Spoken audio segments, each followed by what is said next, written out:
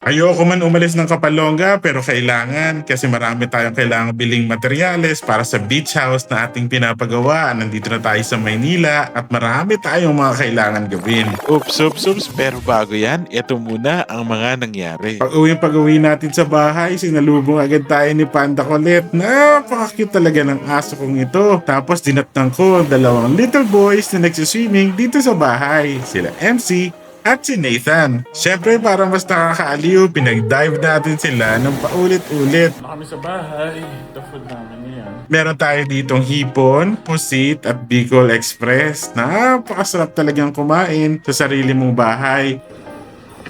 Soon mga kakulay, magagawa na rin ang ating beach house kaya mas nakaka-enjoy ng kumain. Nakakulay, dito kami sa mall ngayon. Kasama si ate, si Roel, at si Ronnie Boy. After natin kumain, siyempre pumunta na agad tayo sa mall. Dinayo natin ang Belus, ang nag-aalaga ng ating skin. What is up mga kulay? We're back dito sa Belus. Meron tayong skincare na session today because only Belus touches my skin. Dito tayo sa Belus. Ayan yung machine na gagamitin ni ate. Astria, ate. Kaway ka naman dyan. Yan. Let's go! Second procedure na tayo. Ano tawag ito? Ito nga yung isa sa pinaka-paborito kong procedure dito. Nilalagyan ng kung ano-ano sa tiyan. Pero ang equivalent nito, mga kakulay, para kang nag-sit-ups ng 1,500 to 2,000 na beses. After natin mag-session sa Belus, nagpagupit tayo. Ito yung before. At ito naman ang itsura ko after. Di ko alam kung nag-improve o hindi. Basta indaan na lang natin sa kait kasi meron tayong yellow crab, may manok, pasta at pizza. After natin kumain, natulog na agad tayo. Kain tayo. Dito kami sa amin ngayon. Si Roel. Ito si ate, si papa. Hi. Ito si Ronnie Boy. Ito ang mga paborito ko dito. Pigkaman. Kinabukasan, wala tayong ginawa kundi kumain agad ulit. Nagmunta tayo sa isang samgyupsal. Mga kakulay, ito yung mga paborito ko dito. Ito yung favorite ko dito. Yung parang ito. Yung cheese sticks na to. Mukbangin lang namin ito mga kulay. Tapos gala ulit. Let's go!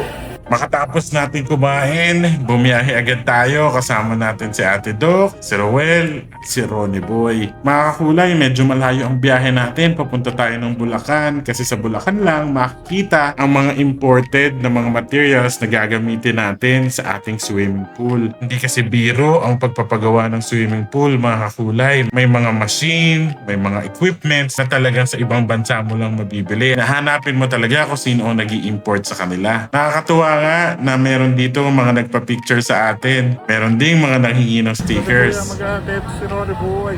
Nabili na nga natin lahat ng mga kailangan natin para sa ating swimming pool. Kaya naman medyo relief na yung feeling ko mga kakulay. Ito naman si Kuya ang nag-deliver ng lahat ng mga gagamitin natin. Sobrang pagod na pagod kami dito. Mula umaga hanggang hating gabi bumibili lang kami ng mga materyales. Kaya naman pagdating sa bahay, kami naman ay nagkainan ng Jollibee. Kasi nga wala pang Jollibee sa Kapalonga. Nabili na natin lahat ng kailangan natin mga kakulay mula sa mga pool equipments hanggang sa mga ilalagay natin sa ating wall sa beach house. Napakahaba man ng araw na to pero we feel fulfilled kasi ang dami nating na-accomplish. Bilang na bilang lang kasi ang oras natin sa Maynila. Kailangan na natin bumalik agad sa Kapalonga. Salamat mga kulay sa pagsama sa amin sa another food and travel adventure. Bukas ulit ha. Yun lang. Thanks! Bye! Andito na, Boss B.